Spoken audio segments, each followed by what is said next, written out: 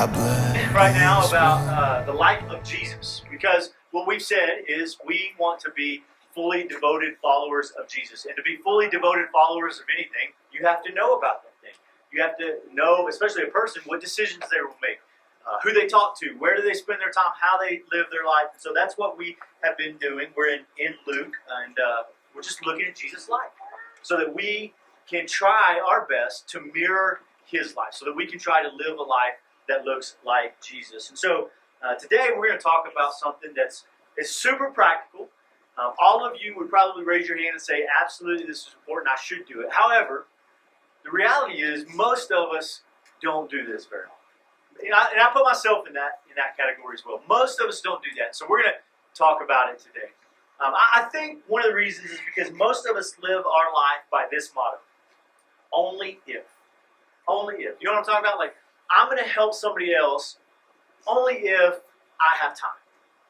I'm going to help somebody else only if I get something out of it. I'm going to follow Jesus only if the way he leads me is the way I kind of want to go, right? Only if. We live our lives by this motto of only if. I'll trust God. There's a big one. There's a real big one when you're trying to plant a church in the middle of a pandemic. I'll follow God only if he shows me the full path. You know, like I can't do this one step at a time. I'll follow him, but only if, God, you show me the big picture. We live our lives with that motto. And I don't really know where we learn it, but we learn it at a little bitty age.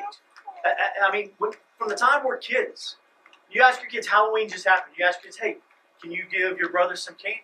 And you know what they say? Well, only if he gives me some of his candy, right? Only if they live their life. Only, hey, can you help somebody out today? To your kid, you ask them, hey, can you be nice to them at the playground today? You know what they say? Yeah, I will, but only if they're nice to me. And so we started, it's something that's just in us. You know, I don't know that we're taught it. It's just in us that we live our lives with this operating system of only if. But we believe, and I think you would say, if you thought about this, you would agree with this, that being a fully devoted follower of Jesus is the best way to live your life. But I think in order to be a fully devoted follower of Jesus, you can't live with this only if mentality. You have to be able to move past that into something else. And so today we're going to be in Luke chapter 8. If you want to turn there, if you have it on your phone, it'll be on the screen as well for you. We're going to be in Luke chapter 8. We're going to look at kind of this only if mentality and how we can change that. Now, if you don't know, Luke is a super educated man. He was a doctor, and somebody paid him to research the life of Jesus. They wanted to know, hey, I've heard a lot about Jesus. I want to know if it's true. And so Luke researched the life of Jesus. He talked to eyewitnesses, and he recorded all the things that Jesus, not all of them, but most of the things that Jesus did, the things that Jesus said, so that he could report back to this guy. In this story, we see something that Luke recorded that Jesus had taught. It's in the other Gospels as well, and it points to this idea of only if. And so, as we look at this, I'm going to be up front with you. Here's what I want you to think about: is switching your only if mentality to a new one.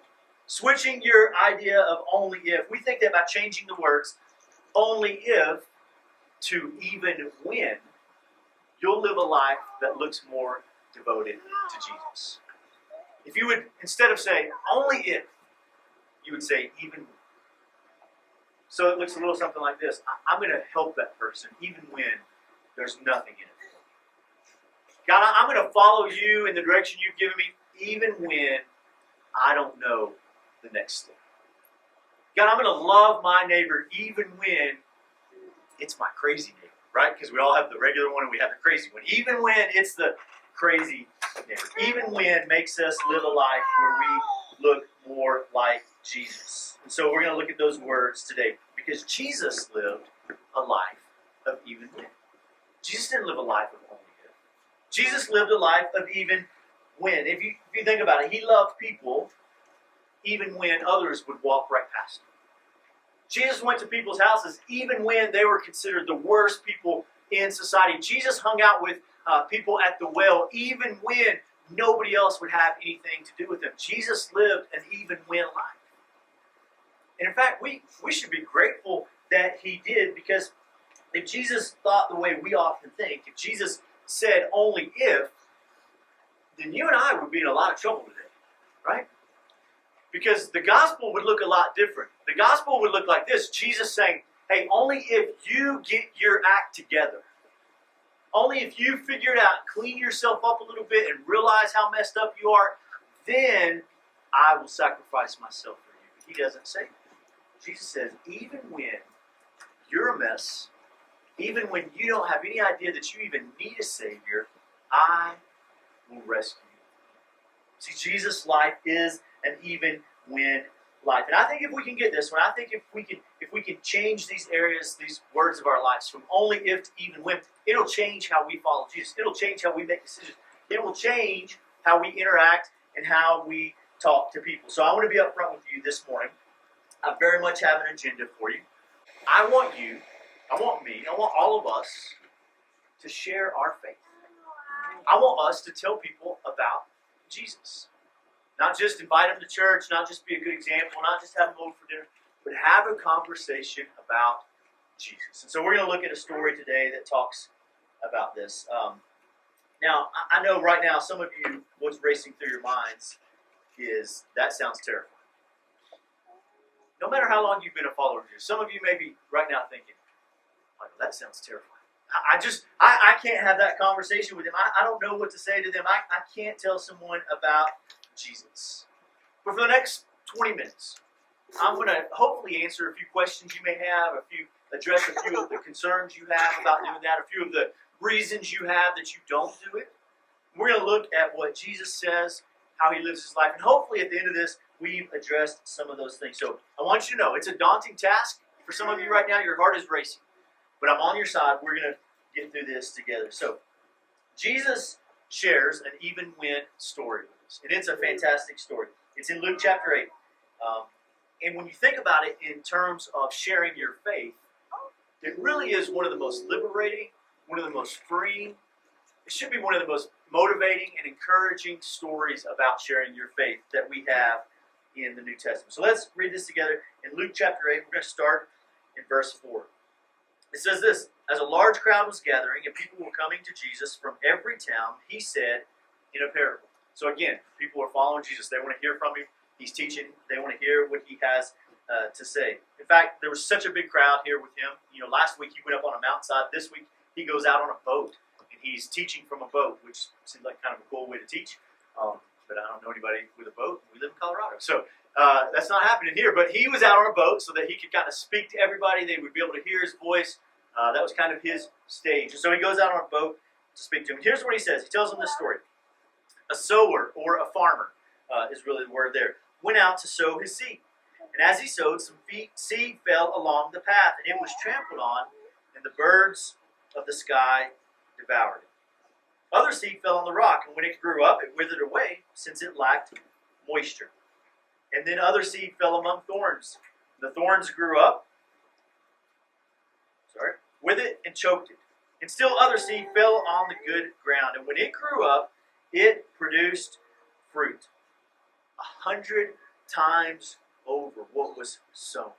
100 times more fruit was produced than what was sown. And he said this, he called out, let anyone who has ears to hear listen. In other words, he ends that little story by, hey, you don't need to listen to this. Right? Anyone who has ears. You know how many people that were? Probably all of them, right? It just come with the package. And so he says, listen, if you've got those things on the side of your head, you need to listen to this. This is an important thing. Being talked about this farmer sowing seed. Now, I realize that most of you in here, probably, I don't know everybody super well, but most of you are probably not farmers, right? You probably don't have giant tractors at your house. You may want one. I wish I had one. I don't know what I'd do with it, but I would drive it around if I had one. You're probably not a farmer. So I understand there's a little bit of, well, I'm not a farmer, but I think you can still understand this story, because here's the story really summed up, is that this farmer scattered seed everywhere that he owned a field. In every single corner. He didn't miss any of them. He didn't miss it. He put seed everywhere that he owned this field. He knew this field, and he went to every single corner, and he spread seed. That's really the story of this farmer, which, although most of these people would have understood farming, I mean, they would have got this. This would have registered with them. This was right up their alley. They understand it. they didn't quite get what Jesus was saying. They were still a little bit confused by it. They just thought he was talking about farming. And they're like, man, this is great. We all gather around, and Jesus is like encouraging us all to go into agriculture. Like they're kind of missing the boat here on what Jesus was talking about. But he's really talking, if we keep reading, we learn, is that the seed there is the gospel. And the gospel is simply the good news that Jesus died or will die for them in their case, and that he provided a way for them to be saved. That's the seed. That is the good news. That's what he said to share with all different kinds of people. So, if you take notes, if you write things down, if you want to remember something, here is the key. This is super in-depth. We need to talk about it later, we can. But here's the thing for you to remember. Be a farmer. That's pretty easy, right? You can remember that. That's not too hard. Be a farmer. And that's what we're going to talk about the rest of our time here. How do we be a farmer? What does that look like for us? Because the farmer should be you and me. But before we can do that, before we can really be a farmer, we have to know more about this particular farmer. If you read, and I do encourage you when you go home to read some more in Luke chapter 8, because Jesus goes on and explains why some people received the seed and why some people didn't. But for today's purposes, we're going to look at the life of the farmer. So first, you need to know this about the farmer. This is important. He was okay not knowing the outcome. He was okay as he's walking around through his field and he's throwing seed everywhere. He was okay not knowing the outcome. He didn't walk to part of his field and say, man, I'm going to put some here, but I'm just not sure. The sun doesn't hit it real well. Maybe over here is a little. He was okay. He said, I'm just going to spread the seed, and what happens, happens. I'm going to spread the seed wherever I'm at. He wasn't stressed out about the rocky area. He wasn't worried about the seed that fell on the path. I mean, he's a smart man. He's a farmer. He knows that there's a really good chance that if I throw this seed on this path, that people are just going to walk on it. It's going to get trampled. It's not going to grow. But he wasn't worried about the outcome. He wasn't focused on where it landed. He was focusing on making sure that he was scattering, that he was spreading the seed. But even still, I think this farmer had hope for every place that he spread this seed. I think in his heart he had hope. He had absolutely known that, had he absolutely known that none of the seeds that he put on the path would grow, he probably would. Had he known that no single seed that he puts in the rocks are going to grow, he probably would have. Because again, he's a farmer. He understands how this works. But I think there was hope in his heart. It may not be the most fruitful path. It may not be the most fruitful in the rocks. But I'm going to put seed there because I believe that something will grow. And because he had hope for every seed, and because he was okay not knowing the outcome, he didn't limit himself to where he scattered that seed. He didn't just say, this is my spot right here. I'm just going to put a little bit out right here, or I'll let somebody else do it. No, he said, listen, this is where I walk, this is where I live, this is where I work. I'm going to scatter seed everywhere I go. And I think we can learn so much from this farmer when it comes to sharing our faith. Because sharing our faith, it's uncomfortable, isn't it? Let's just call it what it is. It can be an awkward conversation, especially in today's day and age. It can offend people.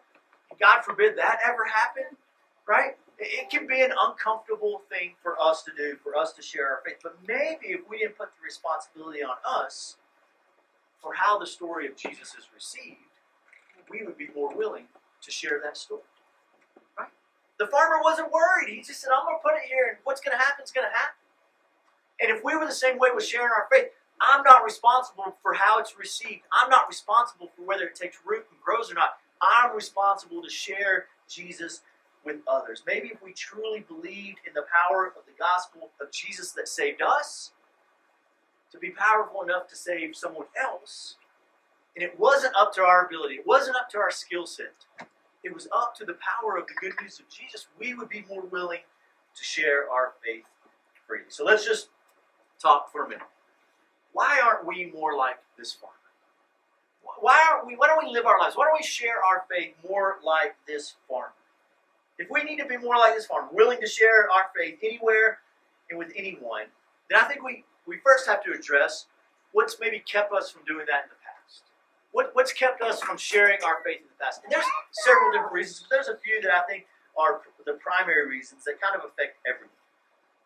One of them is that we just get embarrassed. Right? We just get embarrassed. We don't want to be embarrassed. We don't like to put ourselves in embarrassing situations. We don't like to do that. That's uncomfortable. So we're going to get out of that today. I want you to turn to the person next to you and tell them the most embarrassing thing you've ever done. No, I'm just kidding. I can do that.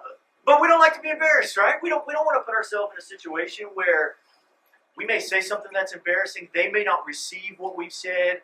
It may make us feel awkward. We don't like to be embarrassed. One of my kids, when she was little, if she was doing something that was going to be embarrassing to her, or she didn't want you to catch, she was a little bit shy, she would look at you and say, "Don't see me. Don't see me." That's what she'd tell you. She'd start doing. She'd look up at you.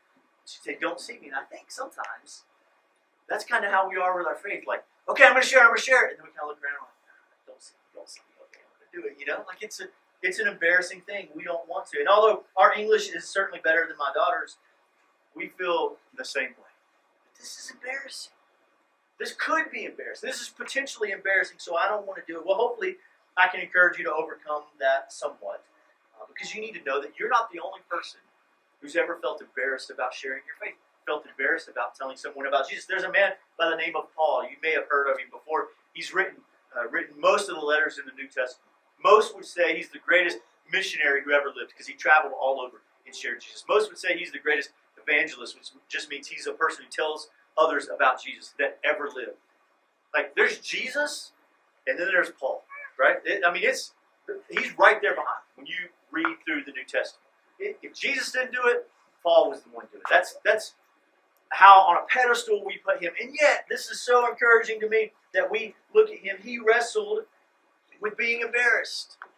He wrestled with this, and he came to the conclusion that we need to come to, that he decided that he should not be embarrassed when it comes to sharing his faith. Because he says this in Romans chapter 1 and verse 14. He's writing, talking about sharing his faith. He says, "I'm obligated both to Greeks and barbarians." Now, I just want to stop.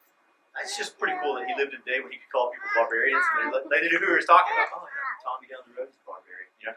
Really, that just meant anybody who wasn't a Jew, but they went by barbarians. So I think we should work that back into our language. That was, I don't know. Anyways, both to the wise and to the foolish. So I'm eager to preach the gospel to you who are also in Rome. And then look what he says. "For I am not ashamed of the gospel." I'm not ashamed of the gospel. He didn't say I'm not ashamed of me. He didn't say I'm not going to be embarrassed. He said I'm not ashamed of the gospel. Why? There's got to be a reason to not be ashamed of it, right? Because it is the power of God for salvation to everyone who believes. Listen, the gospel, the good news of Jesus, that Jesus loves us and that he died for us and rose again for us, is good news. And it is that news that saves people. It is not us being a nice person. It is not someone coming to church. It is the good news of Jesus Christ. So when we feel embarrassed, we do feel embarrassed because we make sharing Jesus about us instead of about Jesus. Because we think, I can't plant the seed here because it may not grow. When Paul's saying, don't be ashamed of the gospel. It's powerful. You put it out there and you let it do its work. He wasn't ashamed of the gospel because he understood what was at stake. And he knew that it was through the gospel that people were saved. Was it uncomfortable for Paul? Absolutely. More uncomfortable than it is for us. You read his story. Most of his life, he spent in prison, beaten up, shipwrecked on an island because he shared Jesus. It was uncomfortable for him. It wasn't as though Paul was walking around and people were just like, "Hey, Paul, tell me about that Jesus guy," right? Like, that's not what was happening. But he was not ashamed of the gospel because he understood the power of it. And I know maybe for some of you this morning, right now, you're thinking, "Michael, I'm willing to be the farmer.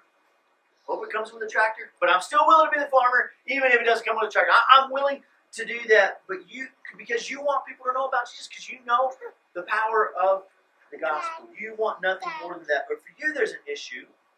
It's not as much that you're embarrassed, it's just that you feel like you don't know what to say. Right? You don't have all the answers. What if they ask me a question I don't know? What if they ask me about something that doesn't make sense and that I'm not even sure I have figured? What if I don't have all the answers? Well, the same guy, Paul, he addresses this. He talks about this for us, about not being embarrassed of the gospel. And he gives some more encouragement on this if you don't know what to say. He says this in 1 Corinthians. He's writing to a church in Corinth. And Corinth was the Las Vegas of the world at that time. It was crazy. And so lots of things were going on there. And he writes to the believers there, and he says this: "Christ didn't send me to baptize, but to preach the gospel, not with eloquent wisdom. Now listen, that's the only reason I allow myself to be up here is because Paul said, you don't have to have eloquent wisdom. Right? I mean, I find comfort in that. Because I stumble over my words, and I don't say things the right way. And people ask me questions sometimes, and I just don't know the answer to, or maybe I do, but I can't explain it to them. I don't have the eloquent wisdom. How about Paul saying, hey, don't worry about knowing about everything. It's the cross, because then he goes on, so that the cross of Christ wouldn't be emptied of its effect. It's about Jesus and his death on the cross for us. That's what we want to talk to them about. If they've got a question about creation, that's great. Maybe you're an expert on creation and evolution, and you can have that conversation. But maybe your answer is, it's kind of confusing, right? It's kind of crazy, I like dinosaurs, but that's about all I know about it, right? That's okay. But whatever they want to say, hey, you think the flood really happened? That seems crazy. There's no way. You don't have to be able to explain the flood to explain Jesus. You just get them back to Jesus. You say, I don't know about that, but here's what I do know. Is that a whole bunch of people saw Jesus die on the cross. And they all ran and said, I give up on this. We followed him for 3 years and he's gone now. But then 3 days later, he was alive. And they started giving their lives for him. You can get back to that. I don't know about Noah. I'm not sure about creation. I'm not sure about some of the crazy war stories in the Old Testament. Some pretty radical things that I'm not sure about. But here's what I know about Jesus. And that's what Paul says. Is you don't have to have all the wisdom in the world. He says, preach Jesus. Share Jesus. Start with Jesus. You don't have to have all the answers, because you know what you do have if you've given your life to Jesus. You have a story. You have a story to tell. You have a story about your relationship with Jesus. I was saved at a young age. I wasn't, at 6 years old, saved out of a life of drugs and prostitution. I just hadn't gotten there yet, okay? I was 6 and hadn't been exposed to those things. So that's not my story. But my story is how God grew me and shaped me over the course of my life. You have a story, and it's a powerful story. You have a story to share with someone about what Jesus means to you, about what Jesus has done in your life. So you've done the groundwork of being able to share Jesus if you've already trusted in him. Because you can just tell people, well, here's what Jesus means to me. That's sharing the gospel. That's sharing Jesus with others. We share Jesus with people in all walks of our lives. So there's this guy. His name's Paul. Maybe you've heard of him before. If not, if you come back sometime, we'll probably talk about him again. His name's Paul. And he wrote another letter to another group of believers. And he tells them this, before you share your story, right? Because we can all start there. Maybe one day we have all the answers, but we can all start with our story. Here's what Jesus did for and means to me. We can start there for Jesus. But Paul says to the believers in Colossae, he says this to them in Colossians 4:5. Act wisely towards outsiders, making the most of the time. Which thing kind of makes us go, uh-oh. Because do you know who outsiders are? Outsiders are the person who works next to you when you can't stand. Outsiders are the people across your street that drive you crazy. Outsiders are the parents on your kids' team that you pray to God are on a different team next year, right? Those are who outsiders are. And Paul says, listen, before you mention Jesus, act wisely towards them. If you're like me, that's a lot of pressure for me. It might be a lot of pressure for you because at the ball field, in traffic, at the grocery store, I can act a different way sometimes, to be honest with you. But I need to be thinking, you need to be thinking, you need to be prepared. If I was about to share Jesus with them, am I acting wisely towards them? Because he says you want to make the most of your time. You don't know how much time, you don't know how long that parent's going to be on your kid's team. You don't know how long that neighbor is going to live there. You don't know how long you're going to work at that place with that person who needs to hear about Jesus. And so you have to act towards them wisely so that you can make the most of your time. You can make the most of the opportunity you have so that you can do the groundwork. Because then he goes on, let your speech always be gracious, seasoned with salt, so that you may know how you should answer each person. This is what he's saying. Listen, if you're the angry guy in the office, nobody cares what you have to say about Jesus. Just be honest. If you're the guy that's always mad and always complaining, and I hate working here, and my boss is this, and my boss is that, and you sit down at lunch and say, let me tell you about how Jesus changed my life, they're probably going to run from it, right? They're probably be like, I don't want Jesus if I'm going to be grumpy all the time. I don't want that. You have to do the groundwork first. And if we can't get over these hurdles, if we can get over these hurdles, and we've done the groundwork, how do we then make the most of our opportunity? If we act wisely towards outsiders, how do we then make the most of our opportunity to tell them about Jesus? When is the right time to bring Jesus up? What does the right time look like? Like in the ball game, when the ump makes a bad call at your kid's game, it's just simply yelling out, "It's okay, ump. Jesus still loves you." Like, is that enough, or is it something more than that? I think that don't count. I don't know. Maybe try it. Maybe he'll turn around and be like, "Yeah, tell me more about this Jesus." I don't know. Try it. But I think there's something more than that. Let me give you 3 times that there's a conversation ready and right to be had about Jesus. That 3 times you can begin this conversation that might change your life. Now, they're pretty easy to remember. I stole these from somebody else, way smarter than me. They're called the 3 knots. 3 knots. Here's the first one. If somebody says they're not in church, this is the easiest one. They're just not in church. That's an easy conversation starter. Because obviously, you value gathering together with other believers. That's an easy conversation. You can talk about your church. You kind of have a cool story right now because we meet in the movie theater, so that's kind of interesting to people. And if they say, "I'll only come for popcorn," just let me know. We'll raise the kitchen back there. We'll get some popcorn for them, okay? But that's an easy conversation starter. A neighbor, a family member, classmate. If at some point it just comes up and they're like, "Yeah, I'm not in church," that's an easy way to begin to say, "Well, I go to church, and here's why." But we've said almost every week, our goal is not just to invite people to church, right? Our goal is to introduce people to Jesus. So that's kind of the easiest one, is to invite them to church. But here's the second knot. Another great opportunity is when it's not going well. You hear that a lot right now, don't you? You talk to somebody, "Hey man, how's it going?" It's not going good. Maybe it's because the election has them upset. Maybe it's because the pandemic has them upset. Maybe their job. It's just something. It's not going well. Maybe there's a struggle in their marriage right now. Listen to me. I'm telling you, when somebody says it's not going well, do you know what really they're saying to you? Help me. Help me. I don't know what to do. It is an open door for you to talk about Jesus. They are more than likely not going to get mad at you. Because it is not going well is a shout for help. When you hear somebody say it, when you talk to somebody, "Hey man, how's it going?"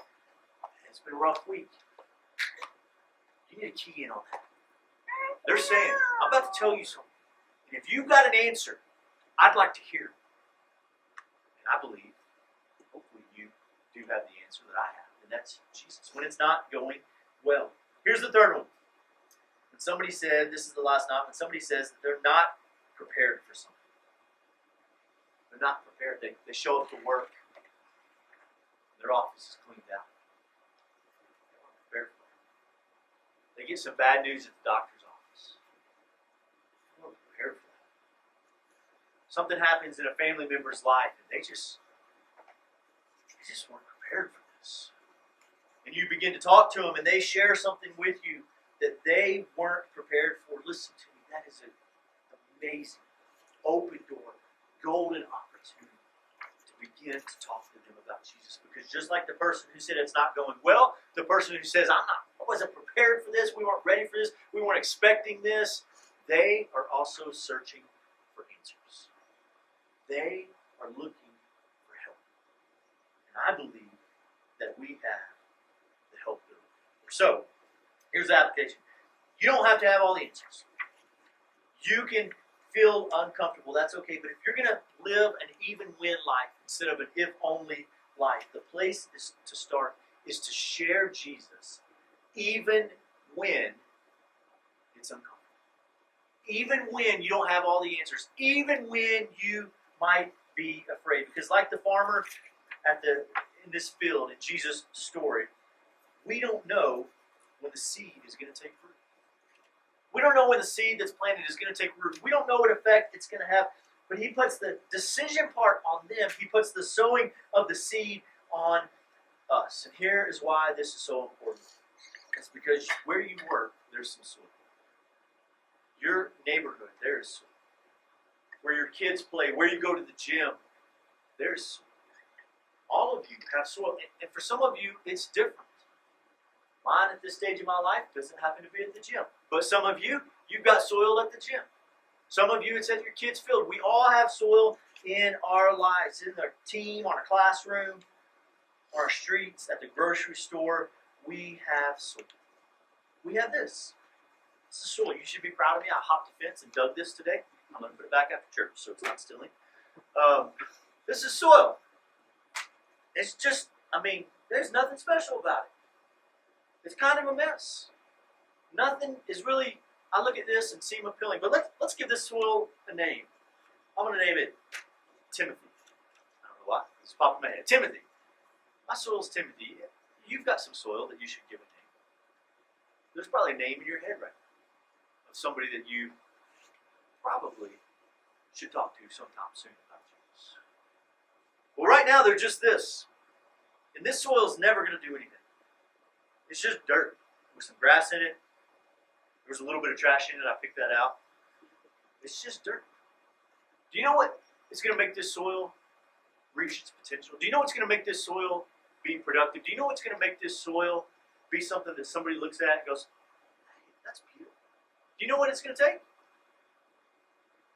It's going to take some seeds. It's going to take some seeds. Now, I've got the seeds. And I can take the soil with me, and I can take the seeds with me, and I can go to the movies. And we can watch a movie. But it's not going to change the soil, because I've still got the seeds. I can go to the gym, and I can work out with the soil. And say, bro, how much you benching? Oh, it's weak. I can go work out with it. But it's not going to change you. That's not how I talk at the gym.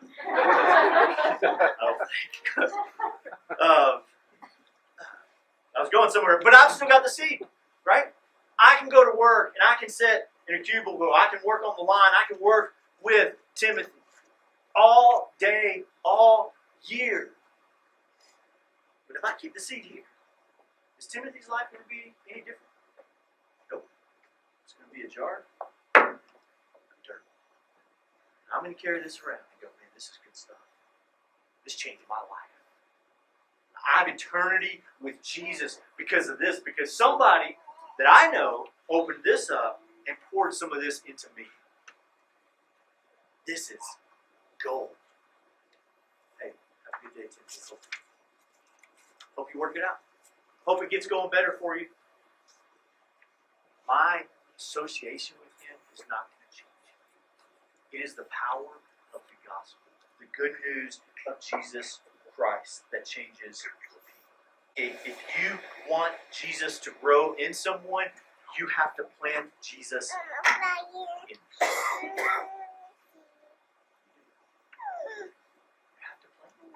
You have to sow that seed into the soil that God has placed you. You can be friendly, you can be polite, you can be the nicest person they have ever met. But unless someone opens their mouth and tells them about Jesus,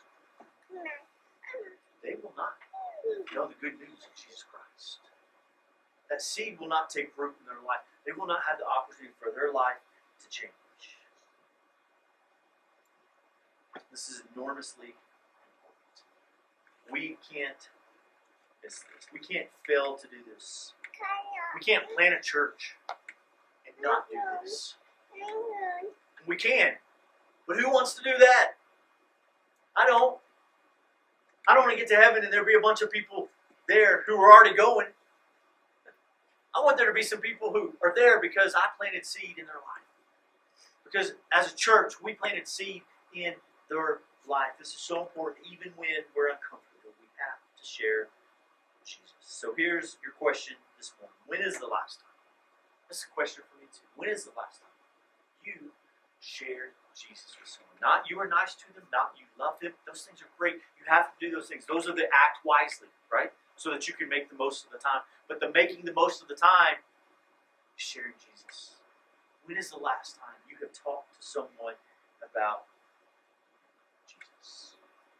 When's the last time you've heard someone living their life in these three knots? They're not in church. It's not going well. They're not prepared for something. They're opening the door. They're asking you, you got any answers? Because I'm all out of answers. Now, I know this is difficult. Let me wrap it up with this. Let me offer you one last bit of encouragement. And this is maybe the most encouraging thing at all, is that we can do this. We can be a church, not who invites people to church. I hope you do that. That's great. That's not a win.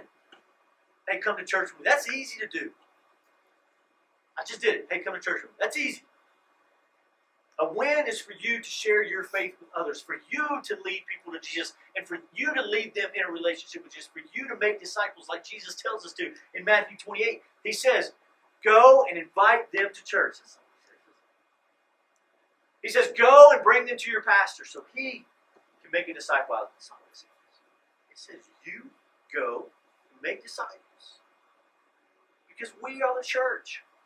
Wherever we're at, we are the church. You, as individuals, go and make disciples. That is the command for all of us. And right after Jesus says this, he tells people to go. He knows that all of those people and all of us are going to go, I'm kind of frightened to do that. I'm actually terrified to do that. Like, I can't do that. I don't know what to say. I'm embarrassed. I can't do it. He knows we're going to say that, so he says, go and make disciples. And then he says in verse 20, and remember, I am with you always to the end of the age. I am with you always. Now here's what I know. If Jesus walked through that door right now, first off, it would be amazing. We'd have a lot more people next week. Second, if Jesus walked through that and he said, hey, come with me, we're going to go down the street here and tell somebody about Jesus. Well, he wouldn't say that. He'd say, we're going to tell somebody about me. That's how he would say it. But if he came in here and did that, we wouldn't hesitate, would we? In fact, we would be jealous of the person getting to go with him. Right? Jesus, hey, he's kind of a bum. You should take me, right? We would be calling each other out because we would want to go with Jesus because we would be confident. We would be assured. We'd be like, I'm with the man. He's going to come tell you about himself, and it's going to be awesome, and I want to be a part of that. We wouldn't hesitate at all. And yet he's saying, remember, I am with you always. The Holy Spirit is with you if you know Jesus, if you've trusted in Jesus. While you may be nervous, you may be a little scared, you may be frightened, you need to remember what he told these people to remember. He is with you always. He will give you the words to say. He will tell you when it's time to say them. And that's all you and I are responsible for doing. We're not responsible for making sure they grow. We're not responsible for making sure that seed takes root. In fact, we know from this story some of it's not going to.